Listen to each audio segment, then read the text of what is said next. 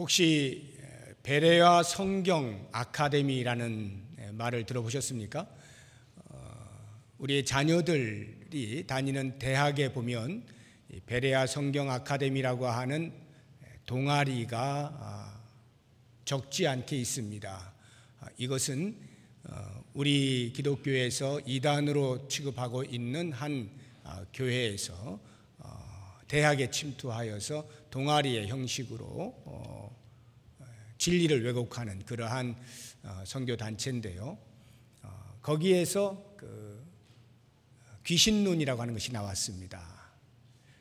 여러분 뭐 다 아실 거예요. 그 성락교회에서 그 귀신론을 가르치고 있는데 무엇이든 다 귀신입니다. 우리의 삶에서 일어나는 일들, 예를 들어 간단한 감기가 걸리면 바이러스가 들어와서 감기 걸린 게 아니라 귀신이 들어와서 감기가 걸린 겁니다. 우리의 자녀가 시험에서 시험을 잘 못 보면 공부를 안 해서 시험을 못 본 게 아니라 귀신이 들어와서 시험을 못 본 겁니다. 건강에 문제가 생기면 귀신이 들어와서 그런 것입니다. 집안에 우환이 생기면 귀신이 들어온 겁니다. 무엇을 하여도 어떤 일이 벌어져도 언제나 귀신과 연결을 시킵니다. 그래서 그러한 가르침 속에 있는 성도들은 마음속에 자신들을 둘러싸고 있는 일어나는 모든 일들을 바르게 형통하게 하기 위해서는 이 귀신을 쫓아내야 됩니다.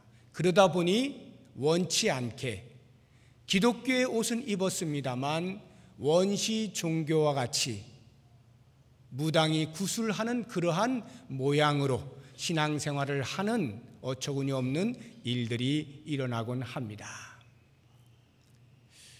모든 것이 다 귀신의 일들은 아니죠.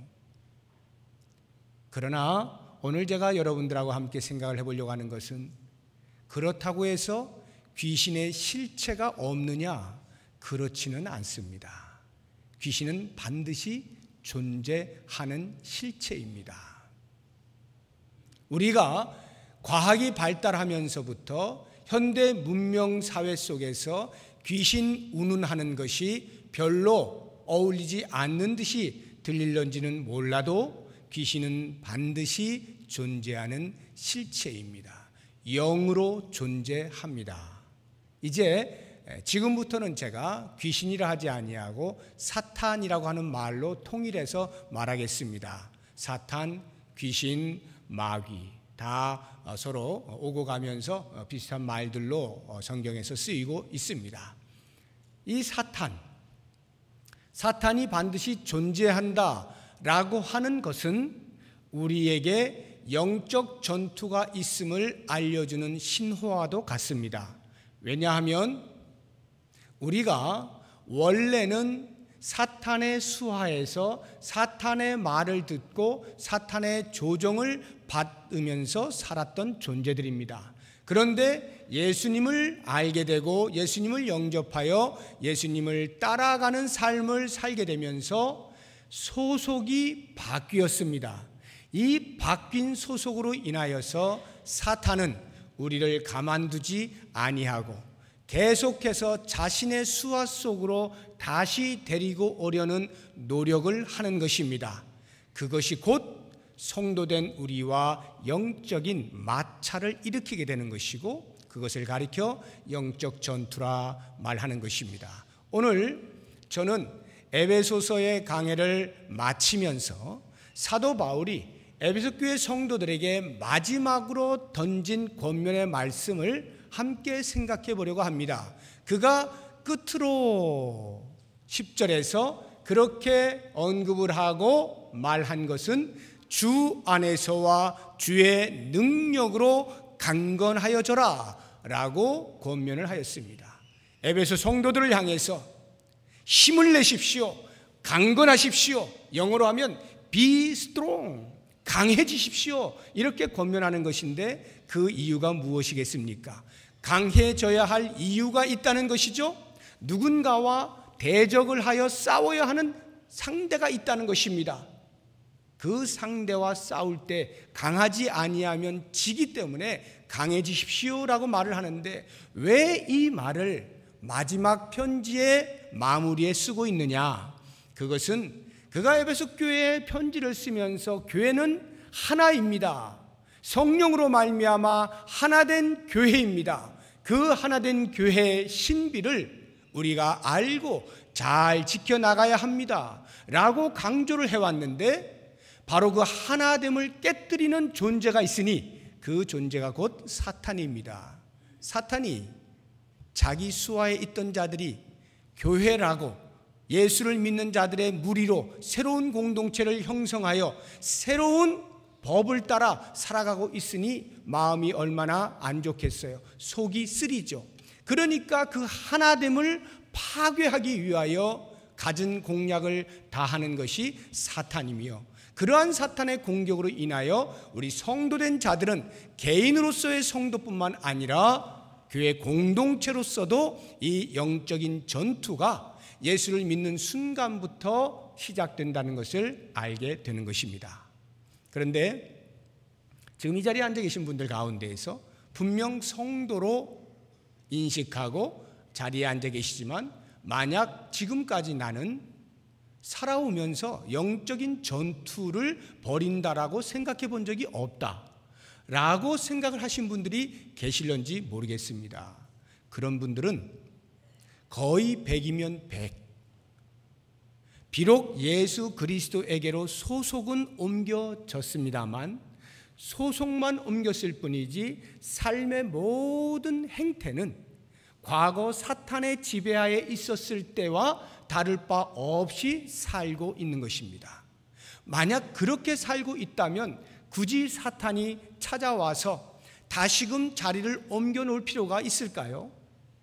거기에 시간을 들일 필요가 없겠죠. 놔둬도 알아서 옛날처럼 살고 있는데 뭘 굳이 그렇게 에너지를 들여서 옮기겠습니까?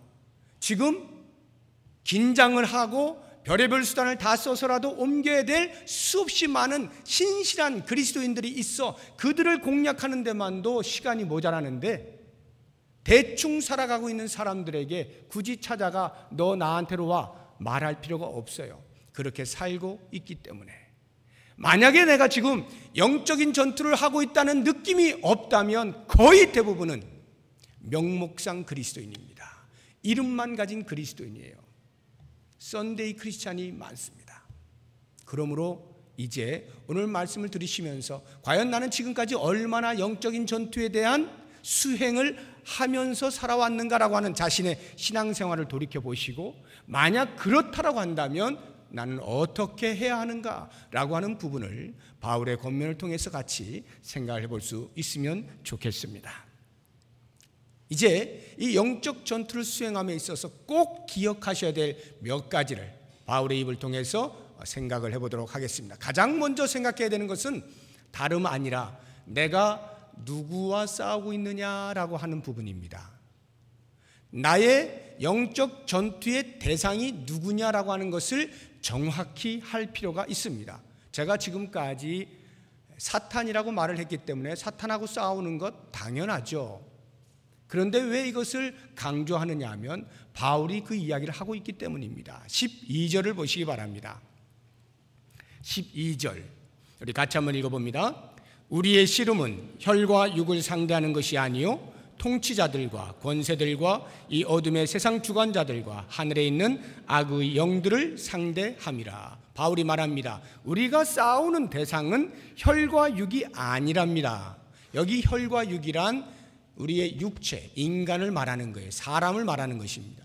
우리가 싸우는 대상은 사람이 아니요 통치자들과 권세들과 이 어둠의 세상 주관자들과 하늘에 있는 악의 영들, 이렇게 네 가지로 말해놨습니다만 총칭하면 사탄입니다. 사탄을 상대하여 싸우는 것이다 라고 바울이 이야기를 해주고 있는 것입니다.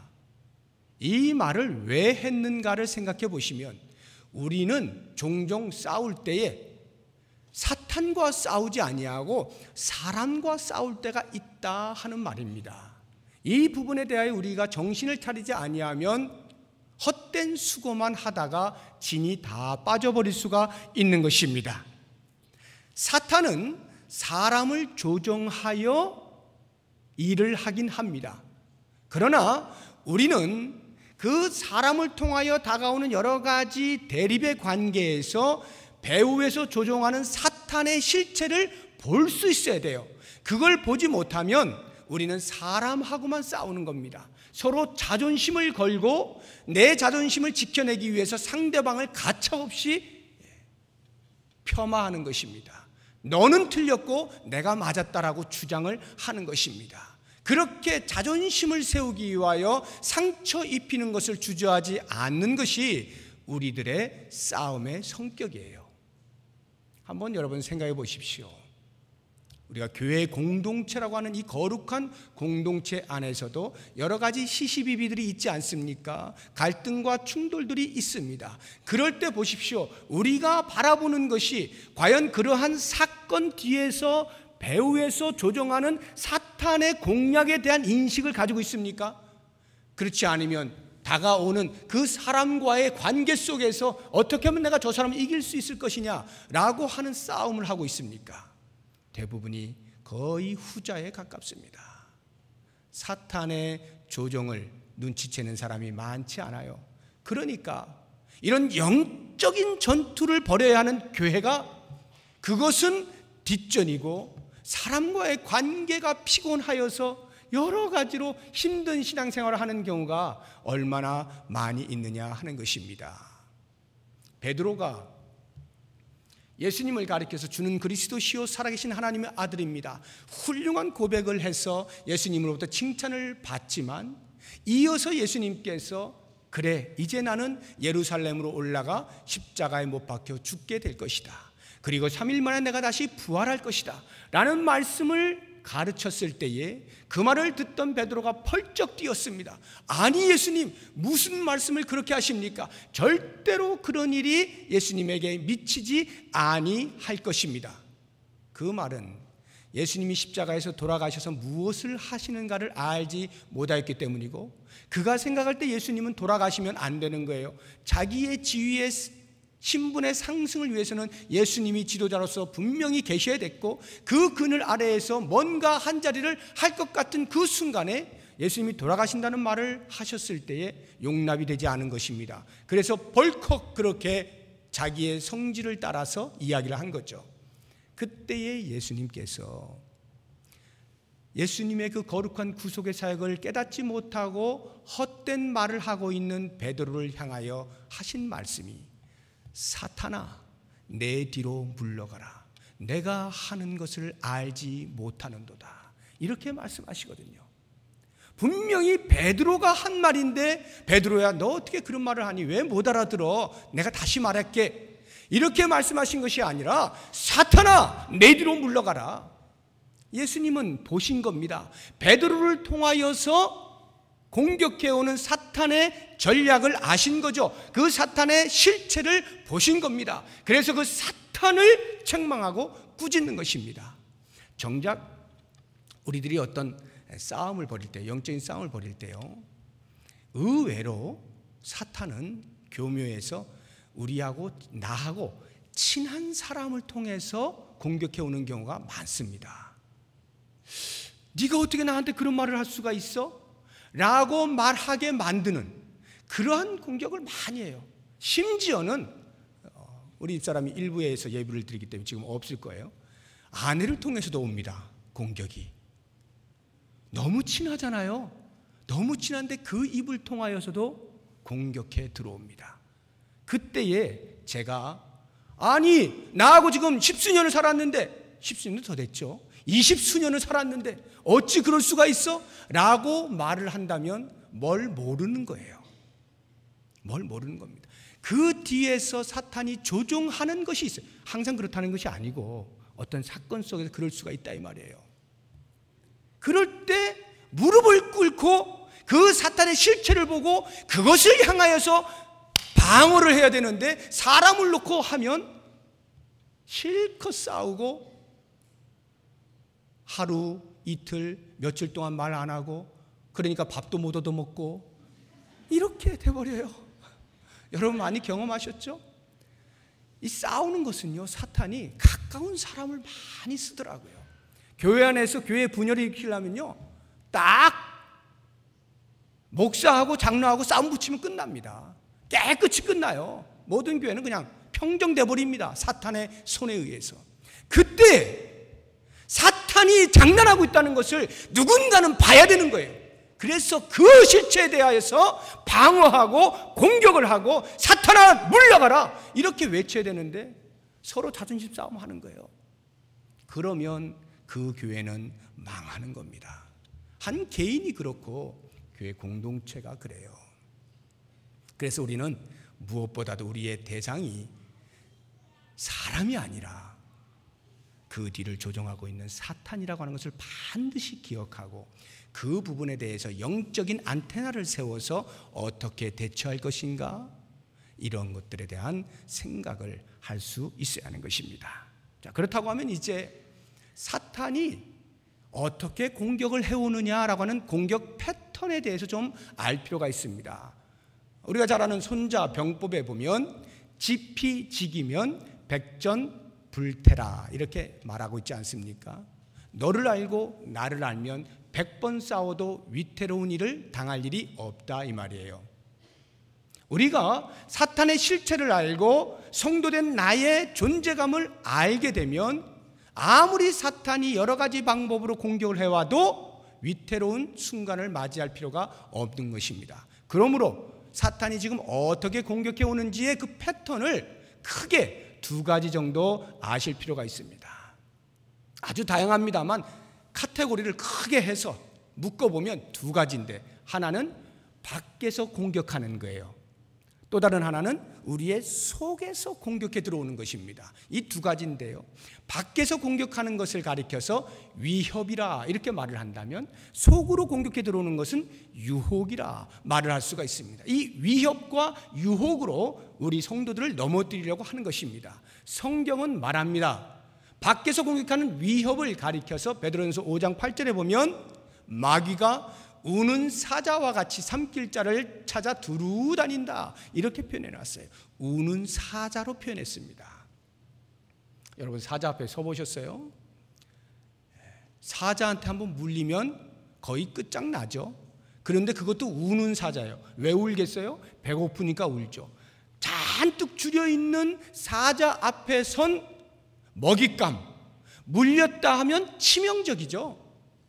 사탄이 성도를 넘어뜨리려고 할 때에 이렇게 치명적으로 전공법으로 다가오는 경우가 있습니다. 이런 경우는요, 기독교 역사를 보게 되면 대부분, 항상 그런 건 아닙니다만 대부분 기독교가 정착하는 초기 단계에 많이 일어납니다. 초대교회를 보세요. 그리스도의 부활에 대한 증인으로서 목숨을 불사하고 살아가는 그 성도들에게 사내들인 공회와 로마가 얼마나 핍박을 강하게 했습니까? 밖에서부터 엄청난 위협을 가하는 거죠. 순교자가 말할 수 없이 생겨나게 되었습니다. 기독교가 막 정착을 하는 그 순간에는 이렇게 위협을 해요. 왜냐하면 사탄이 일단 크게 으르렁거리면 저것들 이제 처음 믿는 거기 때문에 꼼짝 못할 거야 이런 생각을 하거든요. 그래서 강압적으로 다가옵니다. 제가 우리 교회에 나오시는 성도들 가운데서도 종종 들어요. 처음 나오신 분들이에요. 처음 나오신 어느 한 분이 그런 이야기를 하더라고요. 몇 주를 나오시더니 못 나오겠다는 거예요. 그래서 왜 그러세요? 했더니 가만히 있던 남편이 갑자기 이렇게 못 살게 군다는 거예요. 교회를 못 가게 하고 막 힘들게 한다는 거예요. 교회를 나와서 특별히 자기가 남편에게 뭐 잘못한 것도 없고 가정에 뭘 잘못한 것도 없는데 그냥 순간부터 그렇게 못 살게 군다는 거예요. 그리고 집에 자꾸 우환이 생긴대요. 우환이. 여러분 어떻게 생각하십니까? 예수 믿으면 집에 우환이 생깁니까? 생깁니다. 생겨요. 왜? 사탄이 장난한다고요. 넘어뜨리려고 우환을 준다고요. 너 이렇게 하는데도 믿을 거야? 너 남편이 지금 핍박하는데도 믿을 거야? 안 좋은 일을 계속 보여주는 거예요. 넘어뜨리려고. 초기 단계에는 이런 일들이 비일비재하게 일어납니다. 이때 어떻게 해야 되느냐? 사탄이 지금 밖으로부터 나를 넘어뜨리려고 전공법을 쓰고 있구나 해서 그 부분에 대해 알면 견딜 수가 있잖아요. 알면 견딜 수가 있는데 그걸 모르면 이거 왜 이렇게 우환이 생기지? 옛날 신이 노했나? 내가 이 교회 나오면 안 되는 건데 나와가지고 이런 일이 생겼구나 하고 미심적으로 흘러가 버리는 겁니다. 그러면 생명을 얻었다가도 놓치게 되는 경우가 있는 것이죠. 그래서 이와 같은 사탄의 이 전공법에 대해서 우리가 인식을 하고 환난이 오고 핍박이 올 때에 그리스도의 이름으로 받는 핍박이 얼마나 복된 것이냐라고 하는 것을 하나님의 말씀을 붙잡고 강력하게 서 있을 때 그 환난의 시기를 넘어가면 드디어 믿음의 평탄함이 우리 앞에 열리게 되는 것입니다. 두 번째 공격, 이 유혹이라고 하는 것. 저는 오늘 여러분들하고 이 부분을 좀 더 이야기를 하려고 합니다. 왜냐하면 우리 한국교회는 이미 정착 단계가 지났잖아요. 100년이 훨씬 넘었지 않습니까? 정착이 완전히 된 상태입니다. 이런 상태에서는 사탄이 밖에서 공격해가지고는 안 된다는 걸 알아요. 이미 견고한 성을 쌓았거든요. 웬만큼 쳐서는 넘어지지가 않아요. 그러니까 그렇게 하지 아니하고요, 속으로 들어옵니다. 이제는 유혹을 해서 넘어뜨리는 거예요. 성경은 이러한 경우를 가리켜서 고린도서 11장 14절에 보게 되면 광명의 천사로 가장하여 들어온다라고 표현하고 있습니다. 사탄이 광명의 천사의 얼굴을 하고 들어오는 거예요. 마치 양의 탈을 쓴 늑대가 양떼에게로 가서 친구야 하다가 결정적인 순간에 덮치는 것처럼 사탄이 광명의 천사로 다가와서 친구처럼 놀아주는 것입니다. 그러면 우리들은 친구이니까 같이 맞이하다가 시간이 흘러 나도 모르는 사이에 점점 그리로 빠지게 되어서 나중에는 헤어나오지 못하는 그러한 자리까지 이르게 되는 거예요. 아주 무서운 거예요. 우리 한국교회 같이 이렇게 100년이 넘은 기독교 역사를 가진 나라에서는요, 핍박이 그렇게 많지 않아요. 물론 개인적으로는 이제 막 믿는 사람들에게 핍박이 있을 수 있고 하지만요, 전체적으로 볼 때에는 그런 강력한 핍박은 이제 더 이상 있지 않아요. 대신에 뭐가 있느냐? 유혹거리가 있을 뿐입니다. 사탄이 유혹으로 다가와서 넘어뜨리는데요, 어떻게 넘어뜨리냐? 일반 상식을 가지고 들어옵니다. 야야야, 상식적으로 생각해봐라. 뭐 그렇게까지 믿을 필요가 있어? 그렇게 믿는 거는 광신이야, 광신. 그냥 문화인답게 살아. 문화인답게 주일에 한번 교회 갔다 오면 되는 거지. 문화인답게 살아. 상식을 동원하여서 무기력한 그리스도인을 만듭니다. 명목상 그리스도인을 만들어버려요. 교회를 남겨둡니다. 믿음을 남겨둬요. 그리고는 아무런 힘을 못 쓰는 사람으로 그렇게 바꾸어버리는 것입니다. 그러면 분명히 내가 신앙생활을 하고 있어요. 껍데기로는 종교생활을 하고 있기 때문에 내가 죽어가는 줄도 모르는 채 그렇게 1년 10년 지내다가 나도 모르게 매너리즘에 빠지고 양심이 화인마저 버려서 신앙생활을 해도 죄와 짝하는데 아무런 거리낌이 없고 그냥 그게 그런 거지 뭐 하고 살아가게 되는 거예요. 그러면 사탄은 승리를 하는 것이죠. 여러분 혹시 영화 황산벌을 보셨습니까? 황산벌이라고 하는 영화를 혹시 못 보신 분들은 집에 가셔서 꼭 보시기 바랍니다. 코미디 영화인데요, 과거 역사극을 코미디로 이렇게 바꾼 겁니다. 백제와 신라가 싸웁니다. 황산벌이라고 하는 곳에서 비장한 전투를 벌이죠. 백제의 계백장군이 5천 군사와 함께 목숨을 건 싸움을 합니다. 워낙 신라군이 많으니까 상대가 안 돼요. 그러다 보니 계백장군이 그 영화에 보면 자기 가족들을 다 죽이고요, 갑옷을 입고 모든 그 백제 군사들에게 다 갑옷을 입히고 꼬매버립니다. 벗지 못하게 꼬매버려요. 그리고 이제 우리는 무조건 죽는다, 이 전쟁에 죽는다. 그러니까 일사각오로 하니까 신라군들이 도저히 공격이 안 되는 거예요. 견디다 못해 이 신라의 그 김유신이가 생각하다가 작전을 짜낸 것, 그 영화에 보면 거시기, 그 거시기를 알아내가지고 어떻게 하냐면 저 갑옷을 벗겨야 된다. 갑옷만 벗기면 모든 사기가 다 떨어진다 해가지고 갑옷 벗기는 작전을 하는데 밖에서부터 비가 오는 날 진흙덩이를 뭉쳐가지고 진흙을 쏘는 겁니다.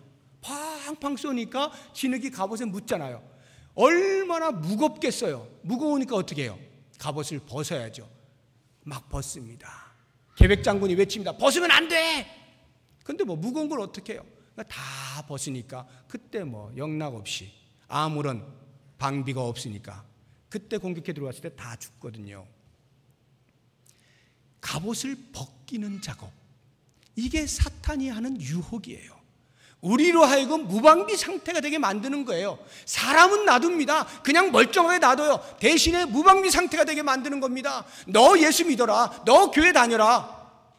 그러나 하고는 그 뒤에서 세상의 풍조와 세상의 문화와 그대로 짝하면서 그렇고 그런 그리스도인으로 만들어가는 이와 같은 전략에 오늘날 수없이 많은 그리스도인들이 넘어지고 있는 것입니다. 그래서 한국교회가 사회에서 지탄을 받고 있는 것도 이와 같은 명목상 그리스도인, 전혀 그리스도를 닮아가는 모습이 아닌 그러한 세상과 동일하게 살아가는 모습 때문에 손가락질을 받아요. 왜? 사회는요, 자기는 안 믿지만 적어도 예수 믿으려면 이렇게는 믿어야지라고 하는 기대감이 있어요. 사회가 교회에 대하여 갖는 기대감이 있습니다. 그 마지막 보루의 선을 지켜내지 못할 때 사회는 손가락질을 하는 거예요. 비난을 하는 거예요. 그런데 우리가 그 비난을 받으려고 해서 받는 것이 아니라 우리도 모르는 사이에 오랜 세월 동안의 신앙의 긴장감이 떨어지고 이러한 사탄의 전략에 노출되어져서 무방비로 당하게 되니까 우리도 모르는 사이에 이미 무기력한 그리스도인이 되어 버린 것이다 라고 하는 것입니다.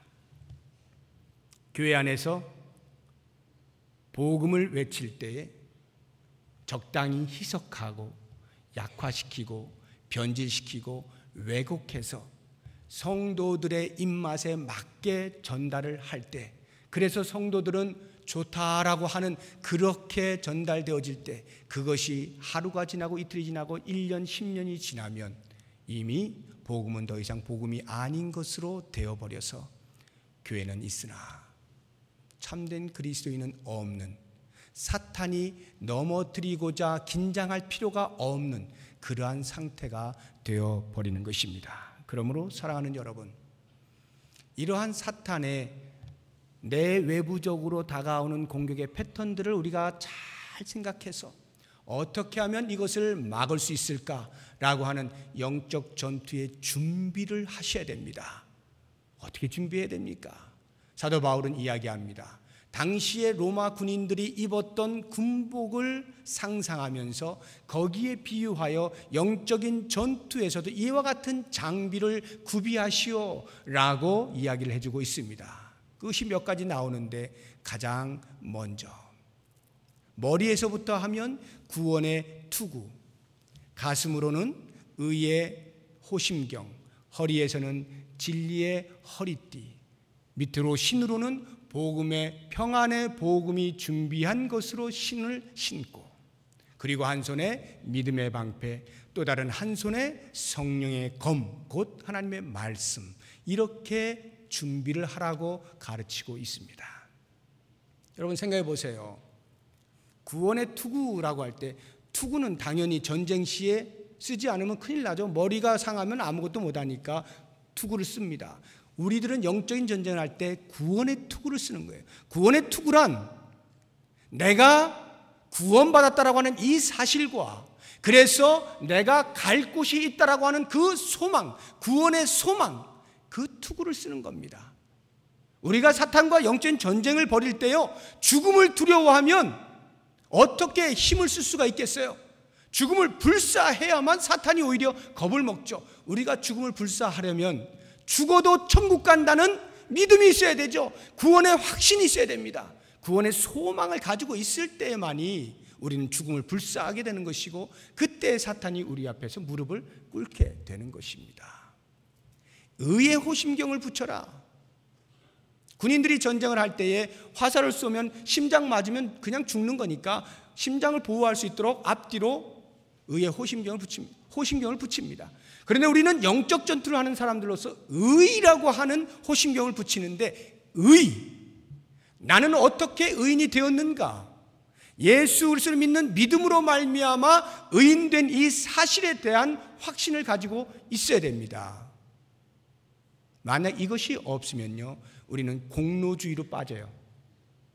내가 무엇인가 열심히 하면 괜찮은 것 같고, 열심히 하지 못하면 죄책감에 시달립니다. 사탄이 그걸 노리는 거예요. 네가 무슨 그리스도인이야? 네가 무슨 천국을 소유했다 그래? 너같이 살아가지고 이렇게 공격을 할 때에 그때 말하는 거면 나는 예수 그리스도로 말미암아 의인된 자다. 이 부분에 대한 확신이 있어야 된다 이 말이에요. 만약 그렇지 않으면 공로주의에 빠지게 되면요, 그렇게 자책감에 시달리거나 아니면 무엇인가 잘 살아도 그것이 나의 공로인 줄 알아요. 그래서 내가 자랑하고 싶고 내가 교만해지는 것입니다. 그러면 영적인 전쟁은 분명히 수행하고 있는 것 같은데 하나님을 위하여 하고 있지 아니하는 거예요. 자기 자신의 힘으로 하니까 언젠가는 넘어지고 말죠. 허리띠를 띠는 것은 군인이 당연한 것이죠. 허리띠를 졸라매야 힘을 쓸 것 아닙니까? 너덜너덜한 옷을 그대로 두고 있으면 거추장스러워서 움직이지 못하잖아요. 허리띠를 떼야 됩니다. 우리 영적인 전투를 벌이는 성도들은 진리로 허리띠를 띠는데요, 진리로 허리띠를 띈다는 말은 우리가 싸우는 그 내용이 무엇인지 모르고 만약 싸운다면, 참과 거짓을 구별할 줄 모르고 내가 만약 거짓을 위하여서 열심히 싸웠다면 그 싸움만큼이나 손해보는 거고 헌물을 킨 것이죠. 그렇기 때문에 우리는 전쟁을 벌일 때 무엇보다 진리가 무엇인가부터 확실히 알아야 됩니다. 진리를 붙잡고 그 진리로 힘을 얻어서 사탄과 싸울 수 있어야 되는 거예요. 군인들은 신발을 반드시 신습니다. 신을 신지 않으면요, 전쟁하기도 전에 발에 무엇이 찔려가지고 힘도 못 쓰고 그냥 자멸하고 맙니다. 그러니까 로마 군인들은 반드시 신을 신게 되어 있어요. 밑에 징도 받고요. 우리가 영적인 전투를 할 때 반드시 신을 신어야 돼요. 어떤 신이냐? 평안의 복음이 준비한 신. 이게 무슨 뜻이냐면, 복음이 뭐냐라고 하는 것을 알아야 된다 이 말이에요. 복음은 우리들에게 평안을 갖다 줘요. 복음은 하나님과 나 사이를 화해시켜 주는 거예요.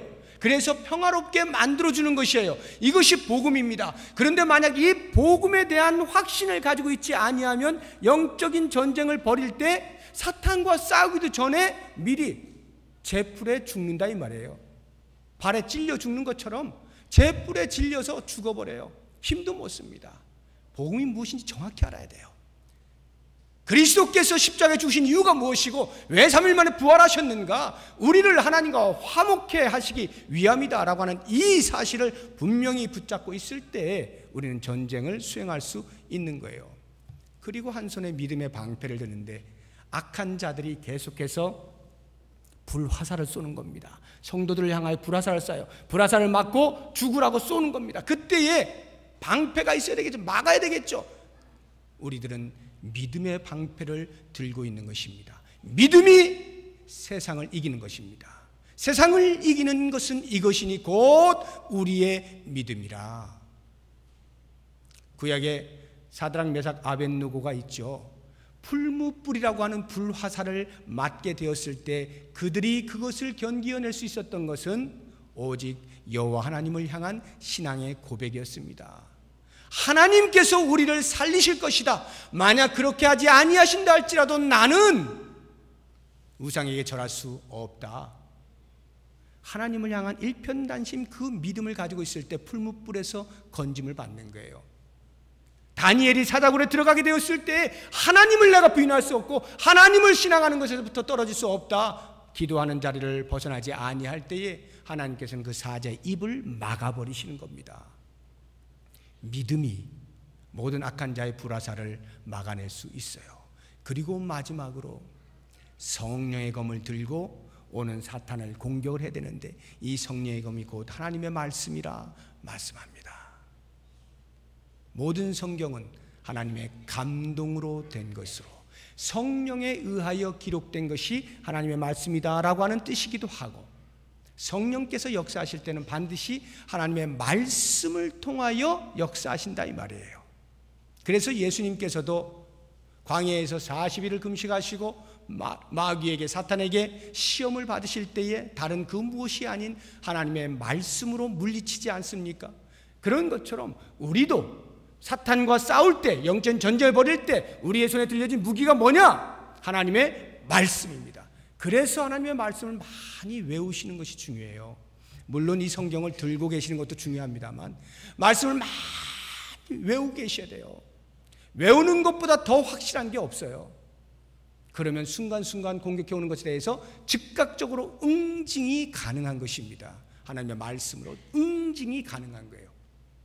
이렇게 우리가 영적인 전쟁을 수행할 모든 준비를 다 갖추었을 때 마지막으로 우리가 생각해야 되는 것은, 그러면 영적인 전쟁이 일어나 수행하는 과정 속에서 어떻게 될 것이냐?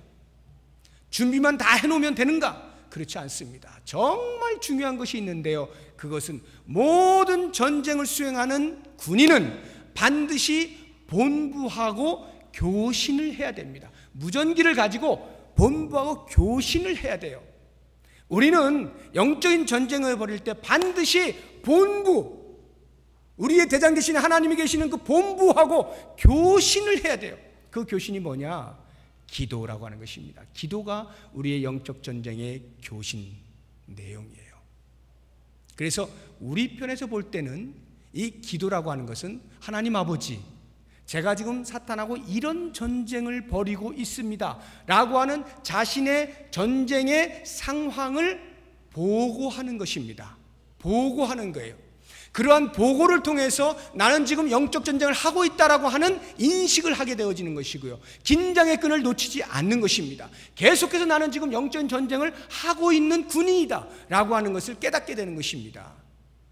또 한 가지, 하나님의 편에서 보자고 한다면 기도라고 하는 것은, 그래서 하나님이 들으시고 지휘관이 되시는 하나님께서 그래 알았다, 그러면 너 이번에는 대포 공격해라, 이번에는 육박전을 해라 등등 여러 가지 전략들을 우리에게 알려주시는 통로가 기도입니다. 전략을 전달받아야 되죠. 그것이 바로 기도예요. 전쟁이라고 하는 것은요, 영적 전쟁은 내 전쟁이 아니에요. 하나님의 전쟁이죠. 사탄과 싸울 때 우리가 사탄하고 싸워서 이길 수 있습니까? 어림도 없어요. 우리는 상대도 안 돼요. 우리는 육체를 가진 자들이고 사탄은 영적 존재예요. 상대가 안 됩니다. 영적인 전쟁이라고 하는 것 자체가 하나님의 전쟁이에요. 그런 면에서 하나님께서 우리를 통하여 수행하실 때에 하나님의 뜻을 모르고서야, 하나님의 작전을 모르고서야 어떻게 사탄과 싸울 수가 있겠습니까? 그러니까 늘 기도하는 시간을 통해서 하나님으로부터 음성을 듣는 거죠. 그리고는 우리의 영적 전쟁의 전쟁터에서 사탄과 맞서 싸울 때 그 하나님의 들려주신 음성을 쫓아서 여러 가지 방법을 따라서 이겨 나가는 것입니다. 이것은 예수님께서도 우리에게 보여주신 것이죠. 겟세마네 동산에서 십자가에 달려 죽으시기 바로 전날 밤에 끊임없이 기도하시지 않습니까? 왜 기도하시나요? 하나님의 작전대로 수행하기 위해서죠. 만약에 하나님의 작전을 듣지 않았다면 예수님은 벌써 자신이 가지고 있는 능력으로 십자가에서 내려오셨을 거예요. 내려올 만큼의 유혹들이 있었잖아요. 네가 정말로 하나님의 아들인 것을 보여주어라. 보여주고 싶잖아요. 십자가에 내려와서 내가 능력자야라고 하는 것을 보여주고 싶잖아요. 그런 힘이 있는 자인 것을 보여주고 싶잖아요. 그렇게 유혹이 다가올 때에 만약 예수님이 기도하지 아니하셨다면 과연 하나님의 뜻을 이루어낼 수 있었을까? 겟세마네 동산의 기도가 그렇게 중요한 거예요. 하나님의 작전대로 수행하기 위하여서 반드시 엎드리는 겁니다. 우리 성도들이, 교회가 기도하지 아니하면 잠깐은 생명이 붙어있는 것처럼 보일는지 몰라도 얼마 가지 못합니다. 생명력이 없어요. 하나님으로부터 음성을 들을 때 드디어 우리는 영적인 전쟁에서 승리할 수가 있는 것입니다. 그래서 이와 같은 기도의 영적인 공급을 받게 되어지면 드디어 우리는 알게 됩니다. 이 영적 전쟁은 내가 잘하면 이기고 못하면 지는구나, 이런 게임이 아니라는 것을 알게 돼요. 철저하게 하나님의 전쟁이기 때문에 내가 하나님의 방법대로 수행하기만 하면 이 전쟁은 이겨놓은 전쟁이다 하는 거예요. 그러면서 우리의 영적 전투는 이미 그리스도께서 사탄의 목을 짓누르신 이겨놓은 싸움에 대한 경험을 하는 것뿐입니다. 내가 그 음성을 듣지 아니하고 내 임의대로 하려고 할 때에 지는 것이지, 그렇지 않으면 언제나 우리는 이긴 싸움을 경험하는 것에 불과해요. 이렇게 우리들에게 이미 이긴 싸움을 경험케 하시는 하나님의 놀라운 축복이 우리의 영적 전쟁 가운데 있다는 것을 경험하게 될 때, 알게 되어질 때 우리가 어찌 하나님 앞에 기도하지 아니할 수가 있겠습니까? 사랑하는 성도 여러분, 사도 바울이 교회의 하나됨의 신비를 에베소 교회 성도들에게 이야기하고 그 하나됨을 지켜내기 위해서 하나됨을 파괴하려고 하는 영적인 실체 사탄과 어떻게 싸워야 할지 강해지십시오라고 권면했던 것처럼 이제 저도 여러분들에게 권면합니다. 강해지십시오. 주 안에서 강해지십시오. 주님이 주시는 능력으로 강해지십시오. 그리고 이 영적인 전쟁에서 어떻게 승리하며 살아가는지를 경험하시고 그 하나님 앞에 영광을 돌리고 하나님께서 이기게 하시는 기쁨과 능력을 마음껏 체험하시는 우리 모두가 될 수 있기를 주의 이름으로 축복합니다. 기도하겠습니다. 하나님, 우리는 지금까지 사람하고 싸워왔습니다. 피곤하고 힘들게 자존심을 세우려 했고 서로를 낮춤으로 나를 높이려고 하는 어리석은 일들을 얼마나 많이 해왔는지 모릅니다. 이제 주님 알았습니다. 우리의 싸움은 사람과 싸우는 것이 아니요 사탄과 싸우는 것임을 알고 이러한 영적인 전쟁에서 그리스도께서 주시는 힘을 공급받아서 언제나 승리를 경험하며 살아갈 수 있는 복을 허락하여 주시옵소서. 우리 교회가 이렇게 사탄의 공격에 넉넉히 대처하며 하나님의 나라를 아름답게 이루어갈 수 있는 복의 통로가 되어지게 하여 주시옵소서. 예수님의 이름으로 기도드립니다. 아멘.